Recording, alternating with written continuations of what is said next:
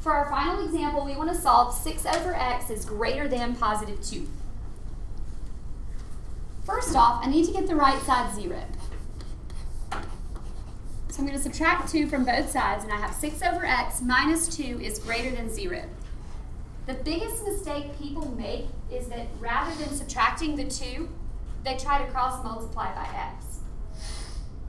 Now, if that were a 3 in the denominator, you could do that because you would know it's a positive 3, but we don't know whether x is a positive or negative number, and we cannot multiply by a variable in an inequality because we don't know whether to flip the sign or not. Do not multiply by the x. You have to subtract the 2 to the other side, and now you have to obtain a least common denominator to turn this into one big fraction. So what is the LCD of x and 1? X. Okay, so now we have x on bottom there, and I need to figure out what goes on top. So you just have to multiply through by what's missing to convert to these fractions. 6 over x already has a denominator of x, so it doesn't need to be multiplied by anything. So we're just going to leave that numerator as a 6. Minus, what do I need to multiply the 1 by to turn it into an x? I need an x, yeah.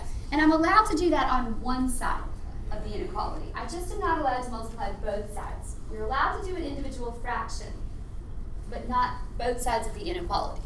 So that gives me 2x, and that becomes my new fraction. 6 minus 2x all over x. Now that I have a common denominator, we just take the top and the bottom, and we set it equal to 0 and solve it. So we have 6 minus 2x equals 0. So negative 2x equals negative 6. So x equals positive 3. And there's one of the numbers that goes on my number line. The other number that goes on my number line is where the denominator equals 0. So that's going to be at x equals 0.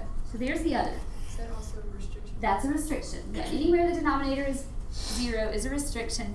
But we don't really have to worry about it in this case because I'm not putting brackets on this problem. I'm putting parentheses anyway, so the restriction doesn't have to be treated any differently. But it is a restriction.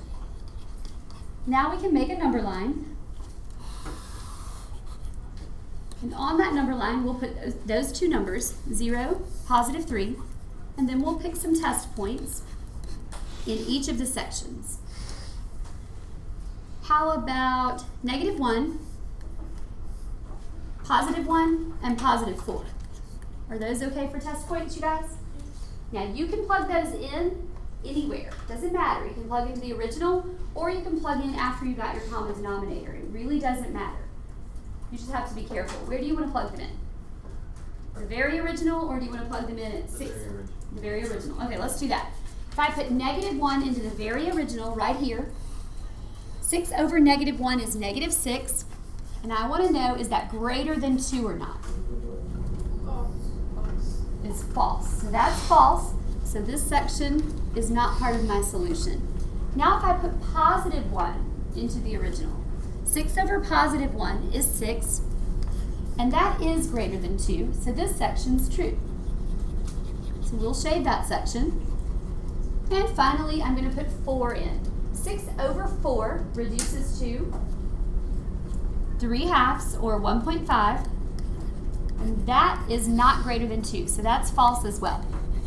That means of the 3 sections, I only had one piece that was shaded, just the piece in between 0 and 3.